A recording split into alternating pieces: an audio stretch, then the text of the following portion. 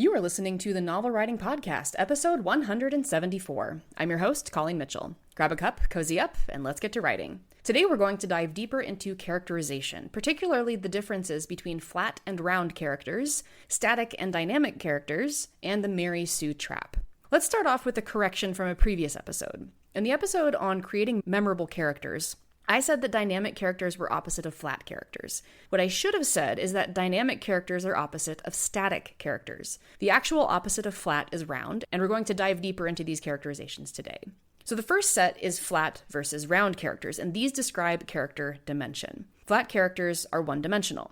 These are characters with limited traits or one defining characteristic. Background and some supporting characters can be flat because they're not the main focus of the story, so won't have as detailed arcs as the protagonists. Flat characters by themselves aren't really problems, unless they're in a role of protagonist or antagonist. We should try to keep flat characters to the background and supporting roles, since they're not the focus of the story, and don't need to be as fleshed out as main characters. Good examples of flat characters include Argus Filch and Vernon Dursley from Harry Potter, Glimmer from The Hunger Games, the evil stepsisters from Cinderella, and the trolls from Frozen. Round characters are the multidimensional ones. They have multiple facets and traits, and sometimes those traits are contradictory, which leads to a more realistic person. They're more complex than flat characters, and it's more likely that readers will connect with round characters even if they aren't dynamic.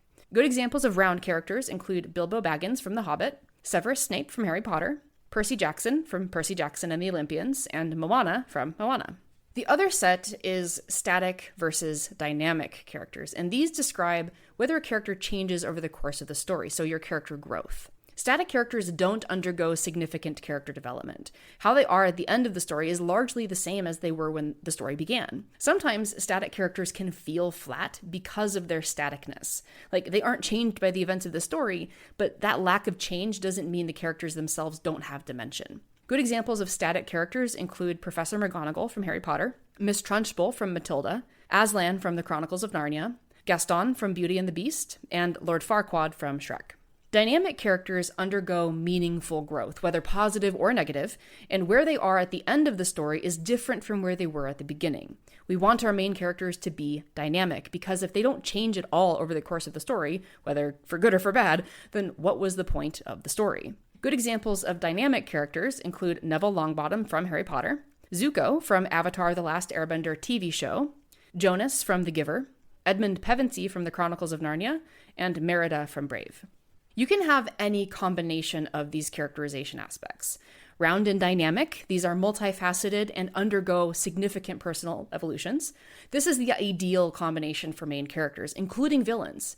Examples are Harry Potter from Harry Potter, Katniss Everdeen from The Hunger Games, and Percy Jackson from Percy Jackson and the Olympians. Basically your main characters. The next combination is round and static. These are complex personalities, but they don't grow or transform by the end.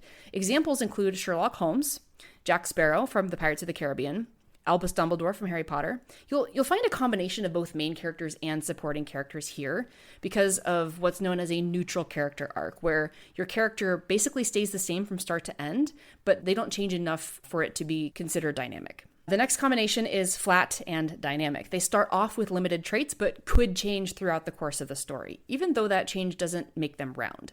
So examples include Kronk from The Emperor's New Groove and Dudley Dursley from Harry Potter. They're mostly supporting or background characters. And then you have flat and static. These are characters with minimal traits and no growth. It's arguably the worst combination, which is often embodied in the Mary Sue trap, which we'll talk about in a second. These characters have few traits and they don't change. They're the most underdeveloped characters.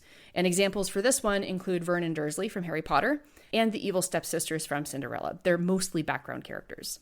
So the Mary Sue trap. Mary Sue is the term for characters who are presented as perfect. Zero flaws. The male version of this is a Gary Stu. Now, I first came across these terms in fan fiction and mostly saw it with what are called self-insert stories, where the author writes themselves into the story, usually into the love interest role, and they give themselves absolutely no flaws. These types of characters are also conveniently skilled in the skills necessary to be the hero of a story without any work whatsoever, or always have good fortune and nothing bad ever happens to them. Mary Sues are infuriating to readers because they're unrelatable, unrealistic, and generally have really aggravating perfectionistic behaviors. Mary Sue's and Gary Stu's are usually flat because they are perfect. They don't have any flaws or dimension, and if they're perfect, there's no need for change, meaning that they're static. These are the worst sort of characters, especially if they're in protagonist roles. For your main roles like protagonists, antagonists, and supporting characters who get a lot of screen time, the best way to avoid a boring character is to ensure they're round, dynamic, and have enough flaws that readers won't consider them perfect. That is it for today's episode. Thanks for joining me, and remember, the first draft is supposed to be garbage.